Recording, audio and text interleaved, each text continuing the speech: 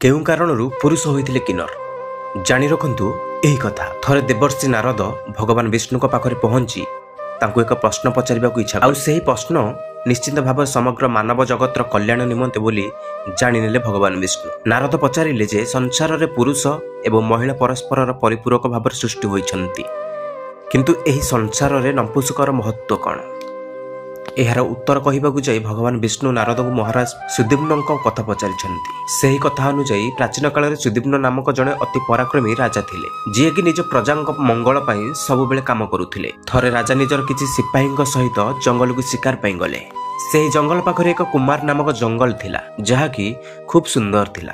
तार परिवेश देखि राजा निज सिपाही मानक सहित ताहा मध्य प्रवेश करबा मात्रे समस्ते पुरुषरू नारी होई गले, एमिति कि घोड़ा मध्य। एभली परिवर्तन देखि राजा चिंतारे पड़ीगले एवं घर को फेरी राज्य किभली संभाळिबे भाबी लज्जित होईगले। एही विषय रे जेतेबेले नारद पचारिले ताहा महादेव चमत्कार थिला बोली भगवान विष्णु उत्तर देले। एक कहानी अनुसार थरे महादेव पार्वती सहित एकांतरे से बन रे बुलुथिले। सेही समय 4 जन मुनि जे मानकु कुआडे आसीबाकू किंबा जीवाकू कोनोसी अनुमतिर आवश्यक नथिला, सेमाने हठात जाई भगवान शिव एवं पार्वती को देखि नेबारु पार्वती लज्जित होई गले। आ सेहीठारु ही महादेव कहले जे सेही जंगल को जे भी पुरुष आसीबे से नारी होई जिबे। एही कारणरू जे पुरुष सेही जंगल को जाए से नारी होई जाए। महाराज सुदीम्न से विषय रे जानि नथिले एवं भूल रे से जंगल को चली जाइथिले। स्त्रीत्व प्राप्त हेबा कारणरू सेही जंगल रे रहिले एवं तांको नाम इला नाम रे परिचित हैला।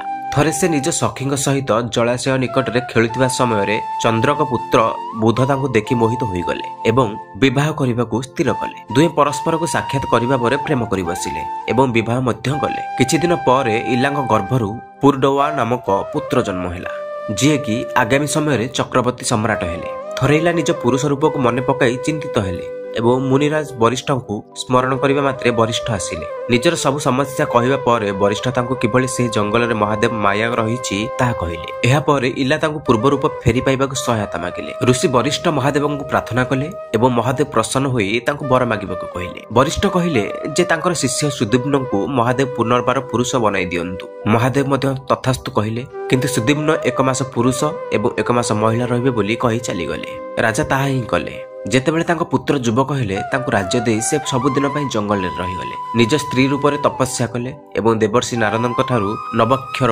मंत्रर दीक्षा नेले। पार्वती को तपस्या करिबा परे माता पार्वती तांको सबुदिन पई से नारी रूपरू मुक्ति देले। महाराजଙ୍କ सहित जे सिपाही माने आसीतिले सेमाने किन्नर हेबा परे सुमेरु पर्वत रे रहिबा आरंभ कले। सेही ठारू किन्नर वंशर उत्पत्ति होइतिला।